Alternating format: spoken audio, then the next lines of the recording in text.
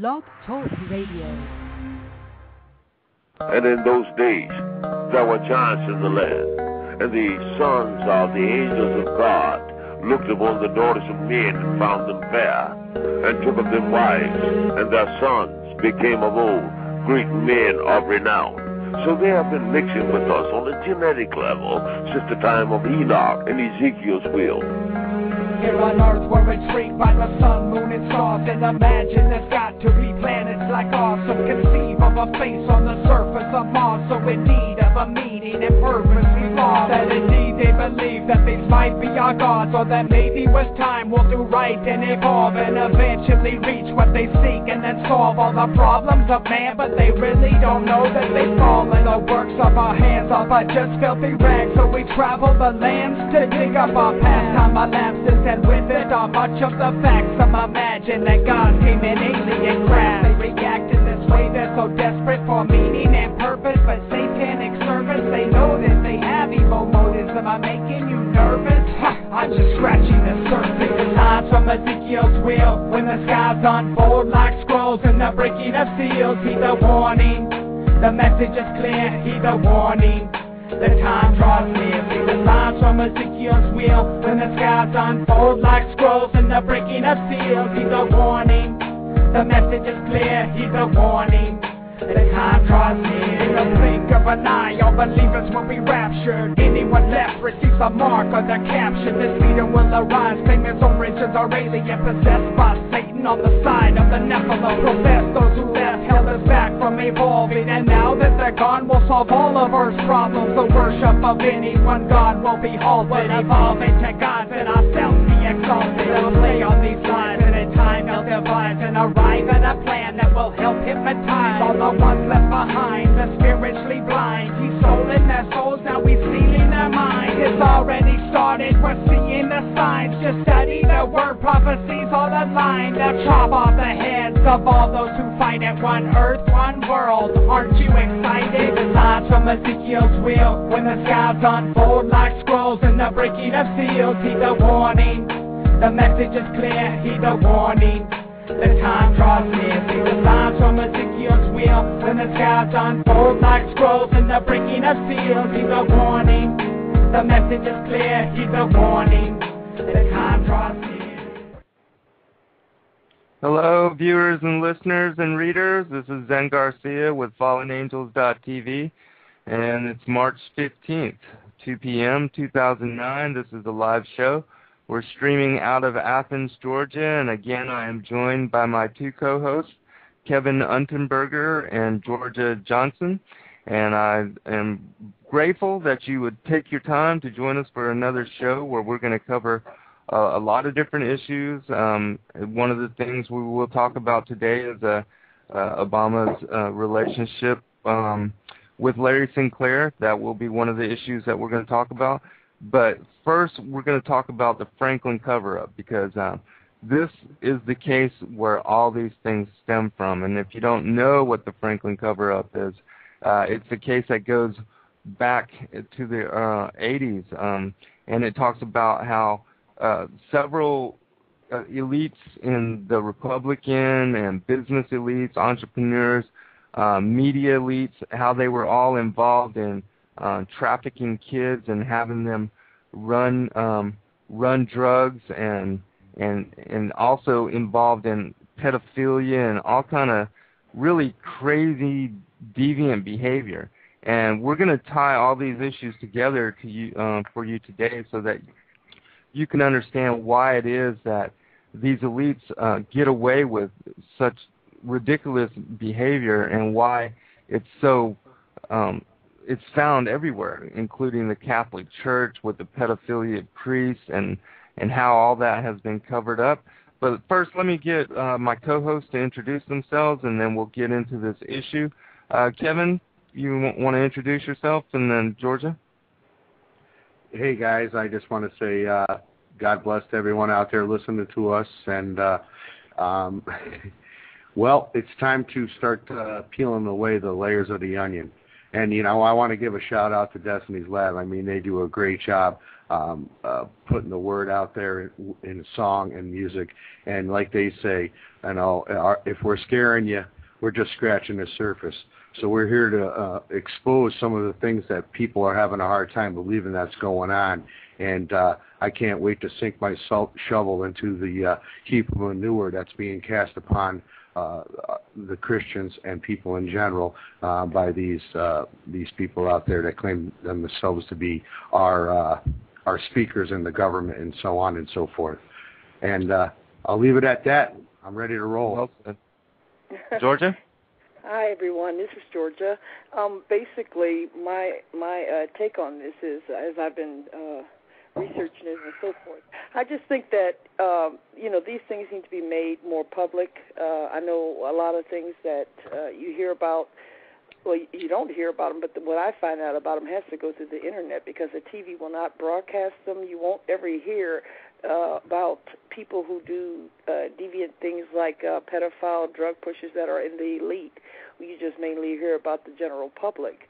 But these things need to be brought up because these are, you know, they're criminal charges against people who, because they have power, money, a certain social status, that they don't get persecuted in the same way that a normal person would. But you know, we're talking about things that are just totally against the Bible. First of all, I don't see how anybody in their right mind could do any of these things. But you know, we want to shed light on what's happening, what has happened, and probably what still is occurring right now today. So that's why I'm here, just to shed light on it.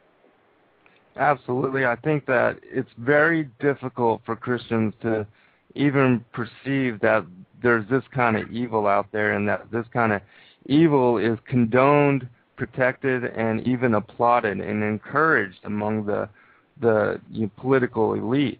And it goes so far back. And, I mean, everybody knows about the story of Foley, you know, the guy that was supposed to protect all these kids, and he was on the board to protect kids from internet sex crime and all these things. And at the same time, he was supposed to be, you know, representing Republican conservative ideas. He was also a pedophile. And then we all know about Larry Craig and all that's come out with him. But most people, especially for Christians, they don't know about the Franklin cover-up, what it means, and how that was the first case, and it tied to all of this. And so I'm going to read a little bit about the Franklin cover-up. The Franklin child prostitution ring allegations were a series of allegations and legal actions surrounding a purported child sex ring serving high-level U.S. politicians. The scandal centered around the actions of a Lawrence E. King, Larry King, not Larry King from CNN, to make that clear, a former official at the Franklin Community Federal Credit Union in Omaha, Nebraska. King was eventually arrested and convicted of embezzlement charges. The allegations were investigated by a special Nebraska State Legislative Committee and the FBI. Allegations of a cover-up have circulated ever since and have included several books, including one by John DeCamp called The Franklin Cover-Up, and also a documentary film called The Conspiracy of Silence, which was squashed the very day that it was supposed to be broadcast across national airwaves. King eventually served 10 years of a 15-year prison sentence for embezzlement and fraud, and then he later was served with a $1 million default judgment after failing to appear in court to respond to civil charges of kidnapping and child abuse. Allegations linking the Federal Credit Union to child prostitution ring began to surface in 1988 during an unrelated federal investigation into financial malfeasance at the credit union. News of the abuse allegations made national headlines when the New York Times reported on December 18, 1988, that the Omaha Office of Federal Bureau of Investigation acknowledged that it had independently received reports of sexual abuse and that they were a subject of its own criminal inquiry into the credit union affair. On June 29, 1989, 6 months after the Franklin story was reported in the New York Times, news of a child sex ring with ties to high-level U.S. politicians was reported by the Washington Times in an article bearing the headline, Homosexual Prostitution Inquiry Snares VIPs with Reagan and Bush. And just to read a little bit from that article, and then we'll go into this. That Washington Times article, written by Paul M. Rodriguez and George Archibald, it starts with this. A homosexual prostitution ring is under investigation by federal and district authorities and includes among its clients key officials of the Reagan and Bush administrations, military officers, congressional aides, and U.S. and foreign businessmen with close social ties to Washington's political elite. Documents obtained by the Washington Times reveal. One of the ring's highly profile clients was so well connected, in fact, that he could arrange a middle-of-the-night tour of the White House for his friends on Sunday, July 3rd of last year. Among the 6 persons on the extraordinary 1 a.m. tour were 2 male prostitutes. Federal authorities, including the Secret Service, are investigating criminal aspects of the ring and have told male prostitutes and their homosexual clients that a grand jury will deliberate over the evidence throughout the summer, the Times learned. Reporters for this newspaper examined hundreds of credit card vouchers drawn on both corporate and personal cards and made payable to the escort service operated by the homosexual ring. Many of the vouchers were run through a so-called sub-merchant account of the Chambers Funeral Home by a son of the owner without the company's knowledge. And I'll just end there. So, you know, there's many, many articles, many books, many videos, documentaries that have been made talking about how the elites, leading back to Reagan, how they've been using children for pedophilia and all kind of sexual deviance. And one of the reasons that this is done, and this is another aspect of what we're going to cover today, is because this is the way that they control our elected representatives and our elected political leaders. You can read a book by John Perkins called The Economic Hitman, where he talks about how the higher-ups in the CIA and all these front organizations, how they utilize sexual deviance and then get the lowdown either through photography or video so that they can later blackmail these political representatives and control them. Kevin, comment, and then Georgia, we'll go to you. Yeah, you know, Zen, it's pretty sad. I mean, think about this. I mean, this was the biggest scandal in the history of the United States, you know, this Franklin cover-up. And, you know, the story received some newspaper coverage, you know, but there was a you know, a TV news media blackout on the subject. You know, and it's for that reason that, you know, most Americans have never even heard of this subject that we're talking about. You know, former Republican Senator John DeCamp, you know, he was involved in the production of this documentary that was called The Conspiracy of Silence. Now, back in May of 1994, the Discovery Channel was supposed to, you know, air this documentary. And once you know, that word came out, it was exposed to the religious leaders and the Washington politicians, you know, who actually, you know, flew these children for sex orgies at the White House and different locations. You know, it's no coincidence that at the last minute, before airing, an unknown congressman threatened the TV cable industry would restrictive legislation if they were to air this documentary.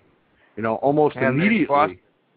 Right. And almost immediately, the rights of the documentary, in that case, were purchased by some unknown person who had ordered all the copies destroyed. You know, right. A copy of that, you know, of this videotape was anonymously, you know, sent to former Nebraska Senator, you know, and attorney John DeCamp, who made it available to the retired FBI guy there, Ted L. Gunderson. Right. You know, and that video is still available out there. You can see the actual video that they did. I think you can even find it on YouTube and Google Video.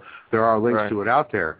I mean, but, think about it. I mean, boy prostitutes 15 years old and younger, are being taken on midnight tours of the White House.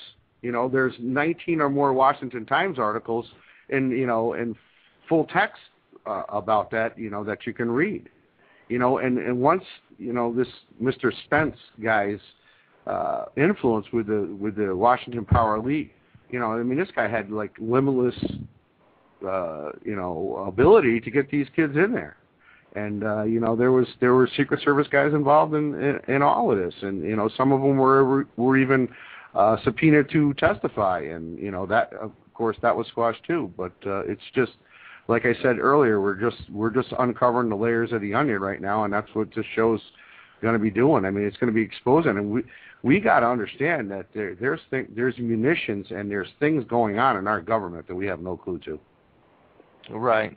And the reason that they're able to control all of our political leaders is because many of them do have skeletons in the closet, and they are easily blackmailed. And that's one of the reasons why we're going to talk about Obama and the Larry Sinclair and that whole deal. But, Georgia, you want to comment?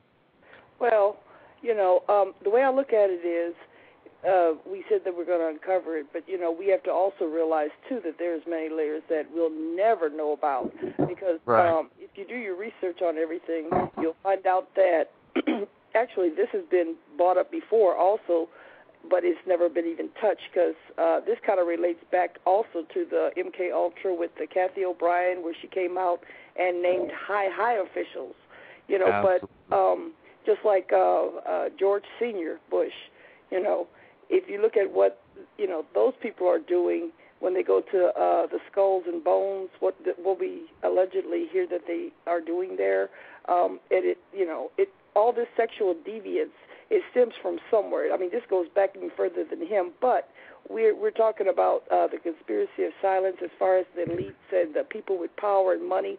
The only reason that this information probably, didn't see come to light before at this point was only because these people are so covered. They're so covered with people of power also that wouldn't let it get out because, it would trail back to them.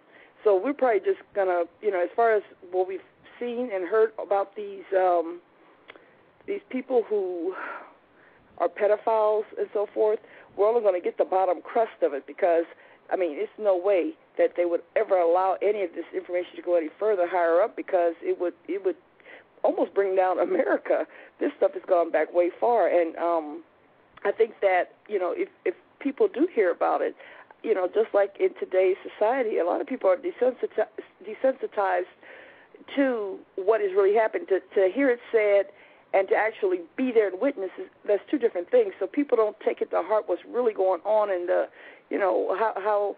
what has gone on through that cover-up of these people being pedophiles and so forth. Now the newer generation we have, we're seeing the consequences of it because we're only touching a handful of people, but there's so many people out there, more than what, we're going to even get into, that have been touched by, this sexual degradation and just total, it's really awful. But, when you think about it, you have all these people who come up in courts later talking about that they, at one point, either sexually molested someone or they have mental problems or whatever.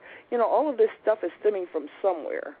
But it's like we're never going to get to it because just like the media, the police departments, the judges, all these people who have power over the common folks, they're never going to let this stuff get out. They're going to find a way to bury it or whatever, and then we have a continual problem. So it's really bad, but we need to start somewhere, I guess.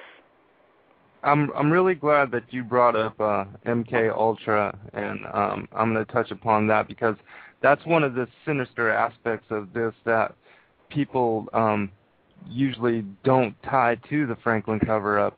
And like you had just mentioned, Georgia, there are many people that are going through these programs. And for the listening audience or for Christians out there that don't understand, what this is.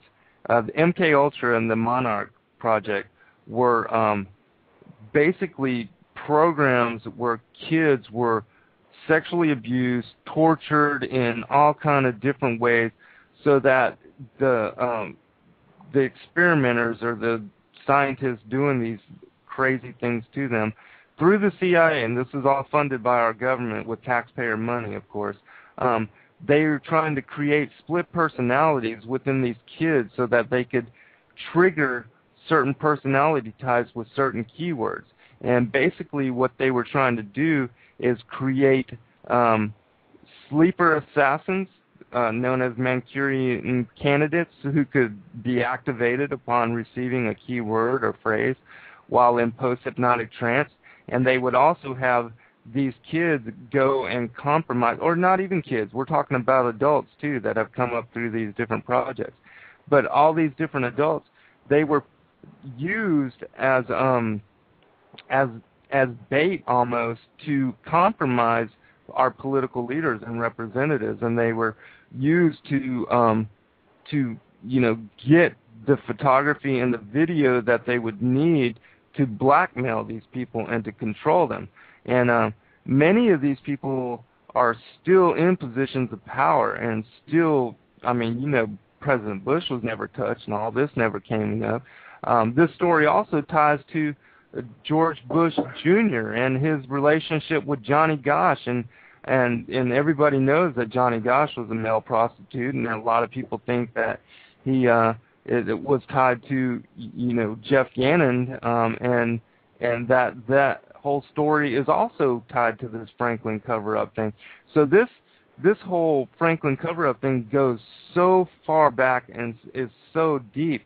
It even talks about how Paul Bonacci, who was one of the kids in John DeCamp's book, when he's describing, he's given testimony of being taken to Sacramento and then driven to this place where there's these old growth forests and these huge trees, and we all know that as Bohemian Grove. But this kid didn't know about it, and he described some very awful things that happened to them while they were at this Bohemian Grove, how he was forced to have sex with this boy, and they were filming it, and then they pretty much killed this boy. They created this snuff film, and then, these political elite later, they were watching this snuff film and then passing these two young boys around. And I mean, the insanity, the level and degree of insanity that is tied to this story, it almost seems just totally unbelievable because of the amount of evil that it contains. But if you do your research, and just like John DeCamp, he said that he came out to disprove this, but then later found out that this was true. And he even says, even to this day, that he wished he had never ever gotten involved in this and never even knew about it. But now that he does, so many people have been killed to cover this up. The one investigator, James Cardori, who was an independent investigator over this case, his plane was blown up with him and his son in it. I mean, so these kind of things are happening, and all this leads back to also the pedophilic priests, because the Franklin cover-up was also the first time that Catholic priests were accused of being pedophiles, and all that was covered up as well. So, comment, Georgia, and then we'll go to you, Kevin. Yeah, you were mentioning, excuse me, how the snuff films and so forth. What's really funny about all that is, if you look at what they're producing on TV, they're actually telling you, the information has to come from somewhere, so they're actually telling you what's being done. And people look at this on TV and just think it's a movie, but I can't remember the title of the movie, but it was with Nicolas Cage, where he was hired by this lady of wealth to research some tapes that 8 millimeters. Wasn't it 8 millimeters or 18 millimeters or something like that? I believe it was 8 millimeter because the evidence was on an 8 millimeter tape. But what it did was it was showing how this man of wealth, when he died, he had left his tapes in this safe, and his wife found it, and she wanted verification on if this was a real tape or not. And it showed this young girl basically getting murdered in the tape. And, you know, it's a cover-up type show, just like what we're talking about now. These are people with power. I'm sure he was in some type of secret society or so forth. But, you know, they get a kick out of seeing people get tortured sexually or what have you. And, you know, it means nothing to these people to view this stuff. A normal person could not watch a snuff film. But, you know, this information, just like what we're fighting now, and if you ever watch Conspiracy of Silence, it talks about what happened to these young boys and some girls. And it's just, you know, most people don't want to know about this stuff because it really does turn the stomach. But the things that are done to these kids and so forth, for whatever reason that these adults feel they need to do it to these kids, I just think it all stems back to, like I said, these secret societies. We know that there was a lot of pedophile. We know that there was a lot of murder cover-up and so forth. But what we're seeing shouldn't be new to anyone, because even if the media doesn't come right out and tell you what's taking place, I mean, we did know about the Clinton scandal, where he did something. I mean, that's probably the most exciting thing, you know, that you could even talk about as far as the you know, I shouldn't even say exciting, but for the, you know, just totally out of character for a Christian, first of all. But you're hearing about all these things, and you're seeing them on TV, but we take them as, oh, you're desensitized to it. You're taking it as, oh, that's just a movie. Oh, no, these things really occur. So, you know, I don't know. That's just my opinion of it. I just think that people are getting desensitized to the news, to what's really happening in the world, and when people show up in prison cells and so forth, or your neighbor, so I don't know, anything happens, they don't really understand how deep this thing is going and how deep it's still going. I mean, they found out about the Conspiracy of Silence. They found out about the Franklin cover-up, but I'm sure it's still going on. Oh, absolutely. Absolutely. Kevin? Well, you know, I think we need to go right to the core of the onion, and without, you know, finger pointing here or there and keeping us running in circles about, you know, it's the Jesuits, it's the Jews, it's the government, it's this and that. What people need to understand, and what I've finally come to realize, is I stopped thinking in the flesh, and I think spiritually, because we battle not against the flesh. So, you know, that being established, we know that the demons have a strong interest in illicit human sexuality, you know, and that illicit sexuality, defined in the Bible as sexuality outside of the bonds of legal marriage, you know, and being, since, you know, homosexuality and lesbianism is a illicit sexual activity, it only follows that the demons are interested in perpetrating this homosexually upon the masses. You know, I mean, just take the homosexual clergy. I mean, there's no biblical way for a homosexual to become a member of the evangelical clergy. I mean, the idea of ordaining a practicing homosexual to the Christian ministry is it's a total perversion of the Scripture. I mean, however, you know, you'll see in some evangelical periodicals, they've included statements by seminary professors in support of, you know, ordaining homosexuals, you know, and that right there being said it's a clear example of demons at work in the heart of the church, as well as in the lives of the parishioners. You know, I mean, I know that Christ teaches love for the sinner, and that the Holy Spirit has the power to cleanse the heart of all evil. But there's no room behind the pulpit for a person, even with intermittent demon possession. You know, people need to understand that you can't be on the fence when it comes to this. You have to stand on the foundations given forth in Leviticus as far as the rules that we're to engage with each other's sexuality and the rules set up for that engagement. And right now, Christians, unfortunately, have become wishy-washy and want to, you know, let everyone into their church, whether their teaching be wholly scriptural or not. I mean, you know, they go, well, you know, everybody, you know, needs to be saved and everybody should be forgiven. Yes, that's true. But, I mean, let's not forget that Sodom and Gomorrah was destroyed because the men of that city practiced sex with each other. You know, I mean, that's noted right in Genesis 19, 4 through 19, Zen. Right. God's position on homosexuality relations is clearly spelled out in Leviticus 18:22. I mean, that chapter outlines the regulations in general. And, you know, well, to me, you know, even no matter your orientation or not, everybody knows you don't abuse sexually any child, especially, I mean, come on, it doesn't. That's common sense. You don't abuse children, innocent young children, and for people that even think, continue to even fathom that would be okay, that kind of thinking just does not make any kind of sense to me at all. In any kind of.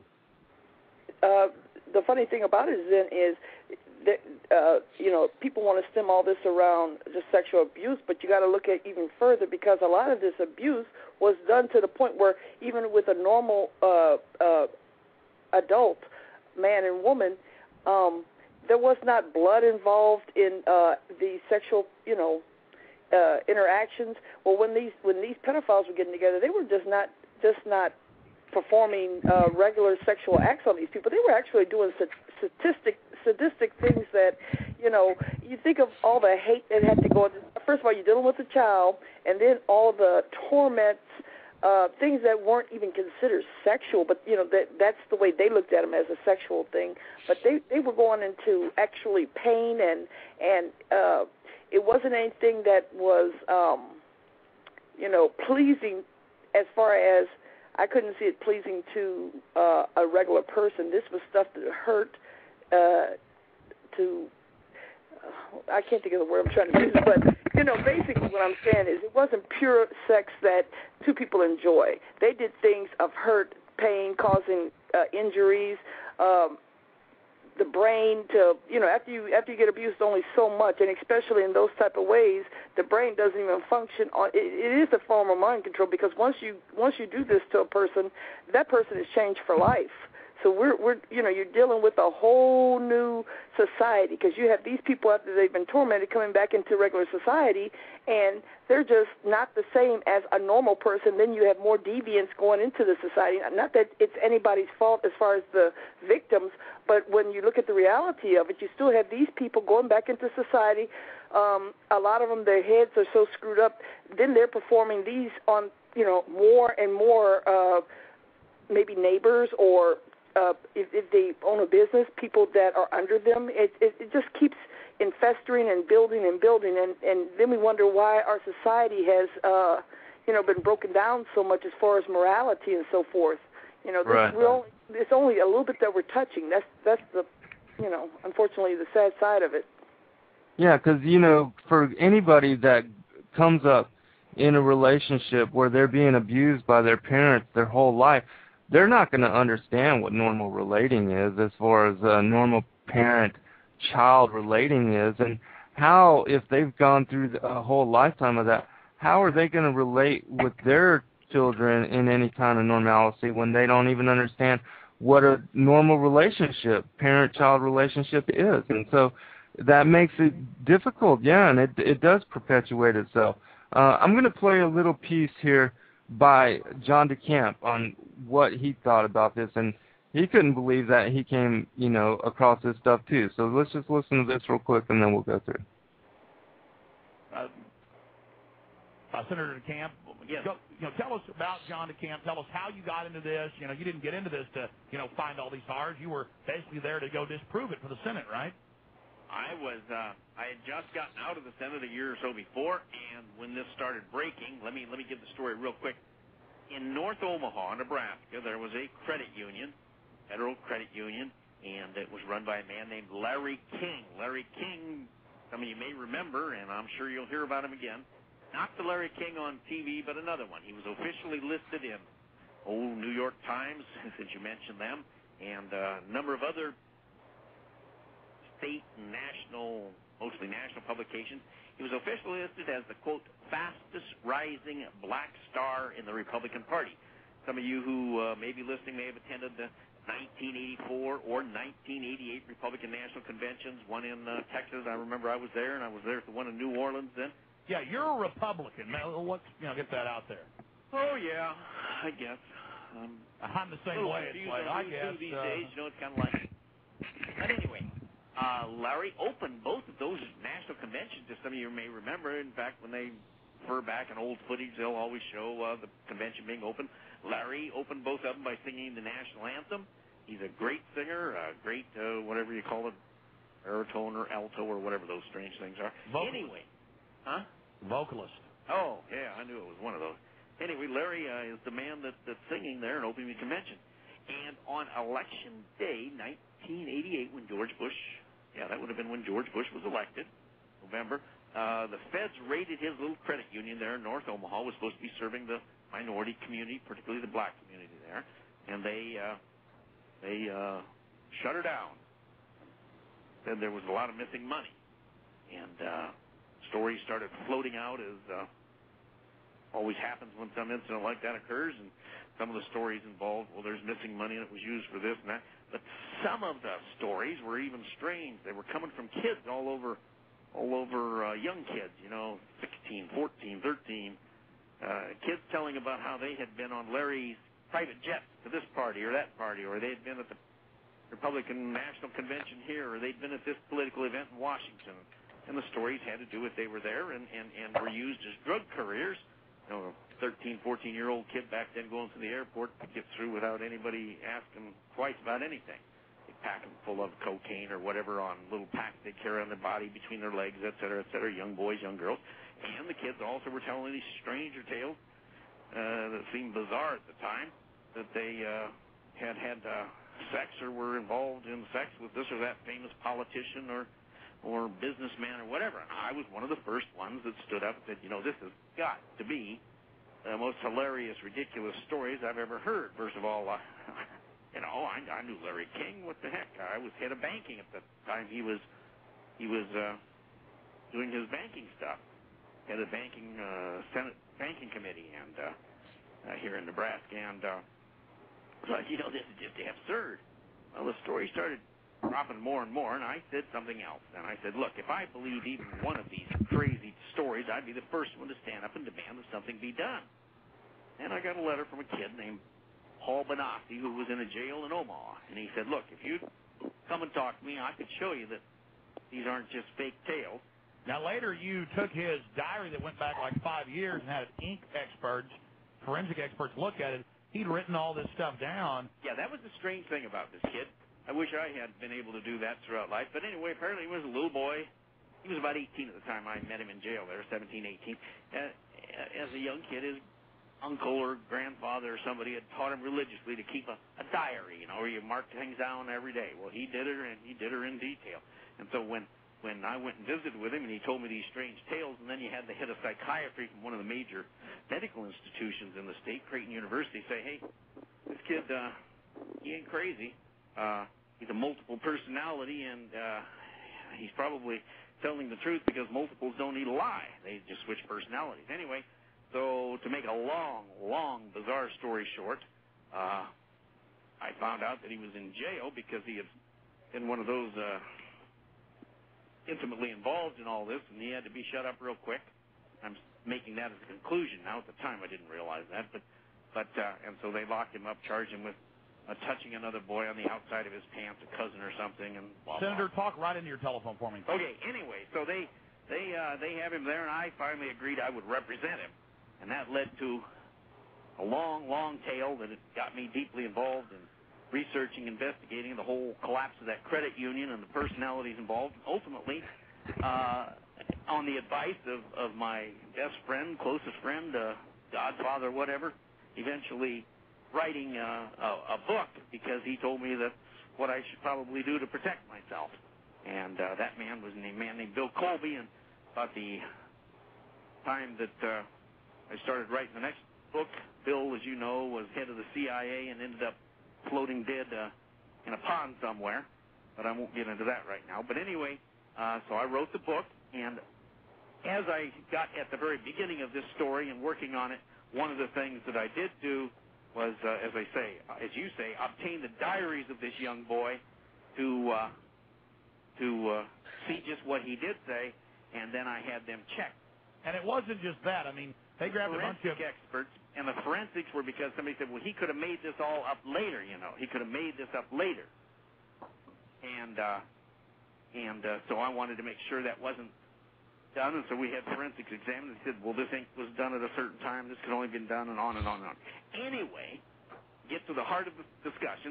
Well, one more point, Senator John DeCamp, because, you know, I've actually seen the Discovery Channel documentary that never aired, and we actually played it here locally in Austin. Good. I was sent a copy of it. They found hundreds of videotapes in King's office. The police saw it, freaked out, and hid it, have never released it. There were all these other children. People actually got convicted of this stuff. I want to make people understand. This is what he said. This all happened, Yeah, this isn't a fantasy. I ended up winning $1 million on behalf of, against awful, overwhelming odds, including the Omaha World-Herald newspaper that attacked me so viciously because one of the key individuals that I got locked up in prison was their editor, one of their editors, and another individual. But anyway, well, people are going to prison for this, and let's add another caveat. King just got released from prison here about 8-10 months ago. And well, hold on. And you were actually, you know, just out of the Senate, you were hired to go whitewash the operation because, you know, this is ridiculous. That's what I was hired for. Yeah. Yeah. But I did the opposite. Well, I call you an impeccable witness. Go ahead.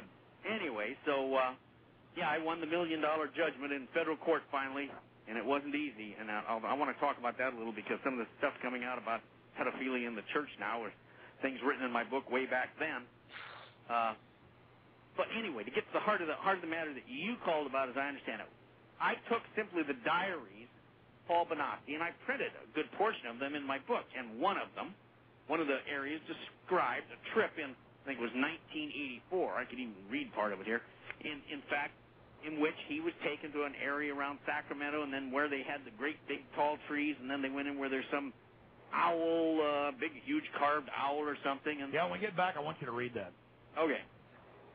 Well, please continue. Go ahead. Anyway, so there was where he claims. And I wasn't there, so I don't know. In fact, closest I'd been to Bohemian Grove, he took me out and showed me where it was, and indeed there is a place there.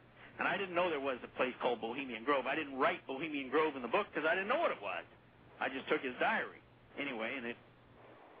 Okay, we're going to stop the clip right there because we've got 17 minutes, and I want to go into the deal and how this all ties with Obama.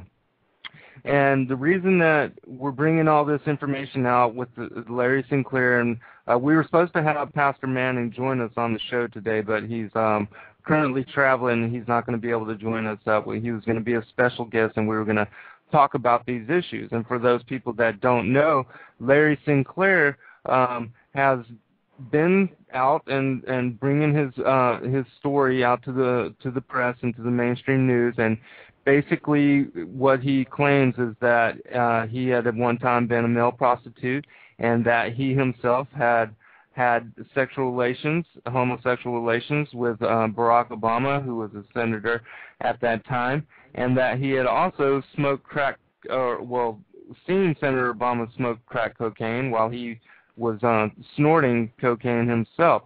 And Larry Sinclair has now also accused Barack Obama of being involved in a relationship with a guy named Dennis Young, who was a choir singer at the Trinity Church.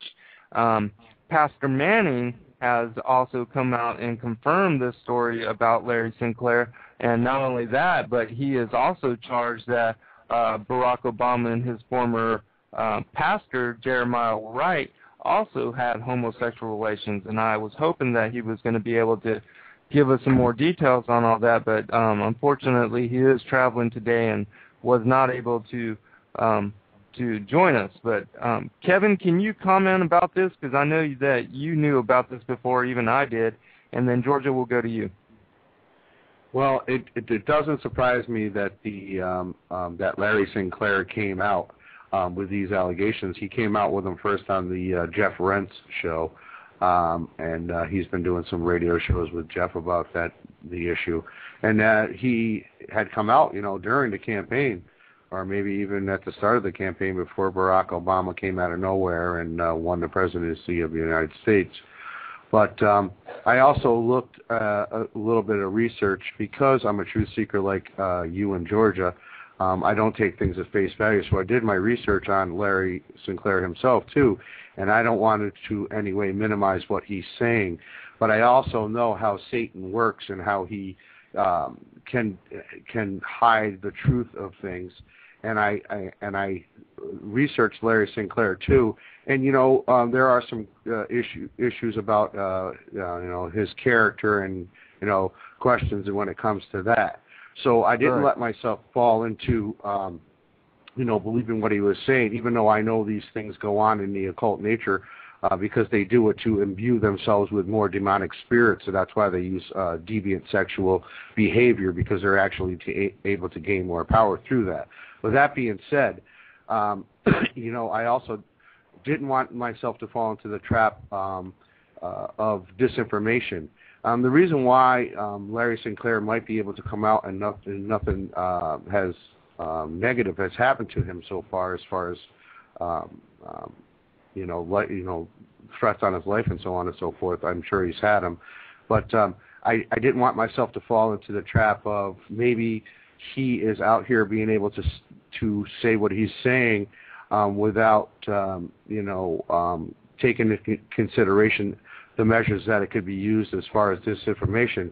That being, if the media was able to unfold things about his credibility and so on and so forth and diminish his testimony, that further, people that might come out with their testimony about Obama too would be discouraged because of the way they've whitewashed Larry Sinclair. So that could be used by the government and by the satanic agenda to squash anybody else that might come forward with evidence against Barack Obama, which I'm sure there's many other people out there that know stuff that are not speaking. Right. Georgia? Yeah, it's funny that you mentioned that, because I remember when the presidential election was going on, I had posted on one of my sites, this was a video that concerned another allegation towards now President Obama. Back then he was just senator. But it showed this one guy, he was a homosexual. He was a homosexual, and it just showed him giving testimony about,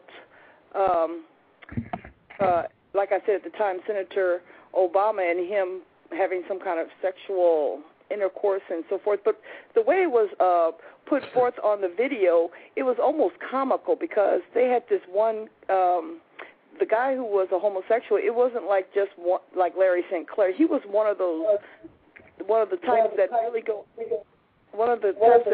out their way to make sure that you realize that they're not a straight guy. So he was giving all this testimony, and he put all these little extras in there. And I always did wonder. I said, I'm sure some of this stuff is true, but I'm wondering if this is a disinformant because of the fact that if you saw the video, you would think, oh man, now people are coming out saying things against Obama. I wonder if this was planted by McCain. You were wondering if that was taking place. But when I posted it on my site, people were like, well, why are you bringing up this? You're supposed to be a Christian. Why are you bringing up this stuff? And I just simply told them, I said, you know what? It's like, I take it like this. When we look back at the presidents that we've had in the past, nobody's really dug into their past before they were elected, and look what we wound up with. So when we bring, if information is starting to surface on a particular person, especially someone who's going to be our president, I think the American people need to investigate and look into these things to see if any of these allegations are true. And it's funny because now there's other people coming out talking about the same thing with Obama, and I don't know if it's true or not, but when I discern, I'm using my discernment now. When I do that, I think of what we know about the past history of these people, who, especially the ones who are in the ring of circle with the government and so forth. We see that they do get into pedophile. We see that they do get into homosexuality, and actually that's getting pushed on the American people right now, and they got all kind of that. I mean, that goes into the new age, branches off into the new age, into all this esoteric stuff where they're trying to make this stuff as far as homosexuality and perversion normal, is desensitizing the people, because a lot of people don't realize what they're watching on TV. Like I did a video on that. It's not the same thing as almost 40 years ago or something. We're seeing a whole new different society where it's a norm if you're a homosexual. It's a norm if, you have an old man with a young, when I say young girl, I mean she's barely out of jailbait territory there. And all this is becoming normal. So, I mean, what we're seeing is people coming out telling the truth. Well, after you have so many people who come across, I don't know if they're being placed there as, like I said, a disinformant or what, but, it's almost taken away the seriousness of what's being done. And I think that this is where Larry Sinclair, granted, we all have things in our past we wish we would have never done, but when we have cases like Larry Sinclair, who's trying to come forward and bring his testimony, and then you have people discrediting him, I think it's almost like he's not getting a fair shake at telling the truth, or people will not believe him because of his past, or because we're dealing with just a normal person like Larry Sinclair. And when I say normal, I mean just an average American person compared to one of these elites who have power. History will tell us that the people of power know how to cover up and bury information they don't want told. All this stuff is going to get probably buried. I don't think it'll ever really see court. I don't think we'll ever really hear about it on TV, what's taking place here with Larry Sinclair. I think that this is something basically you're going to find on YouTube, because we're dealing with a president. I mean, that's a high standing in America. So yeah. Well, I think it also goes back to the as far as Obama's questionable citizenship and how that will never be played, and how that was squashed in the court cases too. But I want to reiterate, bring this all back to the people, to the Christians, to the listeners right now, why this is important. We have been telling you for many shows, many months, many years now, that our presidents are nothing but puppets on a string.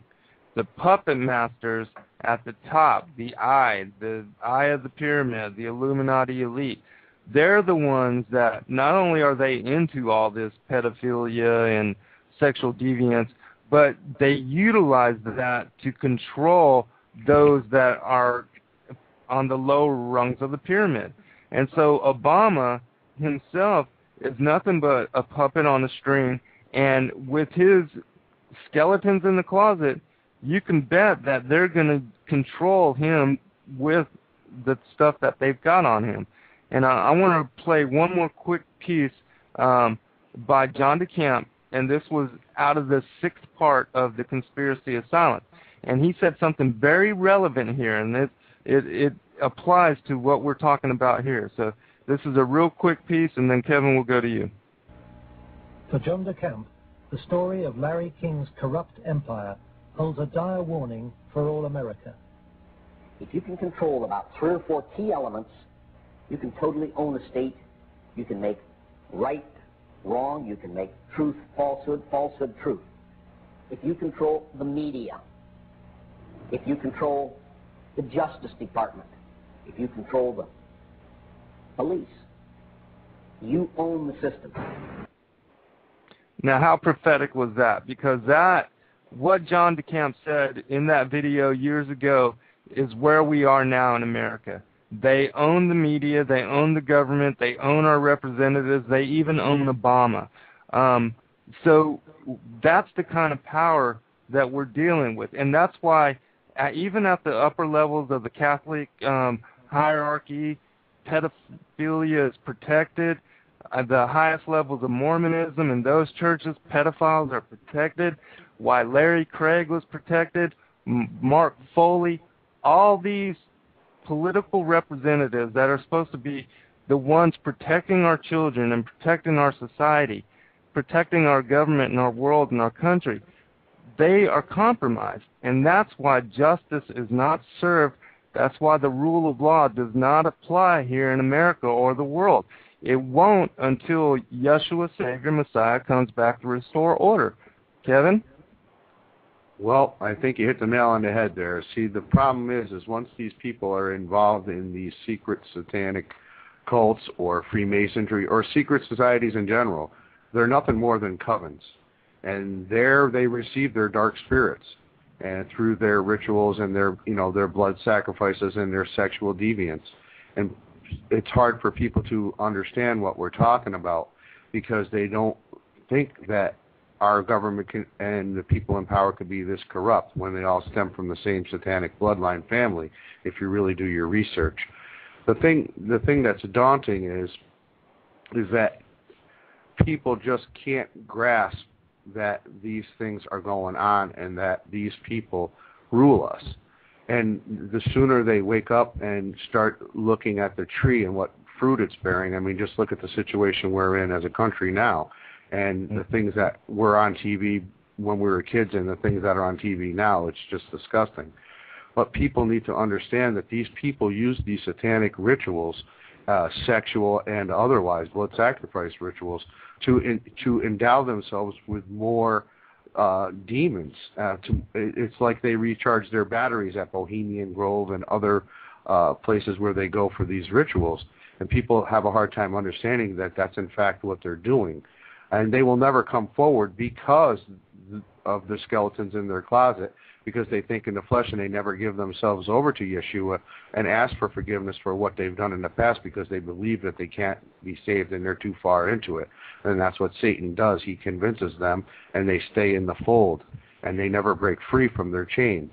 And, while I would like to see those particular perpetrators of these terrible things that are being done through these sexual covens prosecuted, I also implore Yeshua to forgive them for their sins because they know not what they do. But I pray for them all the time that they come out of their demon possession and see the light as Yeshua. And, it's very sad the situation we're in. And, it's our job to try to wake these people up, whether it be the ones involved in it or whether it be the ones in the churches that don't believe what we're saying, Zen. Absolutely. What people don't realize is that a lot of crime here in America is satanic in its origins, and people don't realize that. They don't even consider that there are true blood sacrifices, human sacrifices, child sacrifices happening here in America. If you read John DeCamp's book, The Franklin Cover-Up, there's so many stories of these kids that talk about satanic ritual abuse and how they were forced to sacrifice children themselves. These people are having kids commit sacrifices on other kids, and they're really screwing up a lot of children. But we're going to, Georgia, we've got 2 minutes remaining. I want to get a final comment from you, and then we'll go from there. Okay, yeah. I'm just going to add the final note to what I believe. I believe that, like the book, the Bible says, we are in times that we are now dealing not with really what you're seeing as far as human beings. We're dealing with spiritual forces here. When I say that, I'm talking about the evil nature. And a lot of people, like what we see, they are, and I don't want to say they're strongly possessed, but they are overpowered with a sense of evilness. And this evilness, we know where it comes from. It's not from God. It's written in the Bible that we are dealing with basically your familiar spirits, deceiving spirits, promising these people things that they know that they'll never get. And I'm talking about, I guess you would call it demonics if you want to, but it's evil spirits basically, and it's taken over our society. Is so interdwelled in basically the family. The family is not the same thing where it used to be. We're going to see a lot more of this stuff occur, and people just have to open their eyes to the fact that what the Bible says is exactly true. Well, we're not seeing just a man doing illicit act or a woman doing an illicit act to a child. We're seeing the presence of a spiritual evil nature. And that's what we need to look at, not at the person, but what's behind it. So absolutely. I want to reiterate just what Kevin and Georgia have said. Ephesians 6, we wrestle not against flesh and blood, but the powers of darkness, principalities, forces that we do not understand. And in the truth, at the core of everything, this is a spiritual battle for souls. Satan is using the same promise of godhood that deceived Adam and Eve early in the beginning to promise the same godhood to these elect who, are supposed to remain after we're all gone. They promise them that they're going to have a servant class and that they're going to rule the planet when we're gone and all this craziness. It's the same lie. So I encourage people to do your homework out there, because this is a battle for souls, and it's all spiritual. And on that note, I want to just give thanks, Kevin and Georgia, for joining me for another show, and we'll catch everybody real soon. God bless. God bless. Yes, God bless. Talk to y'all soon. Thanks Bye. again, Phil. Bye. Ciao. Ciao.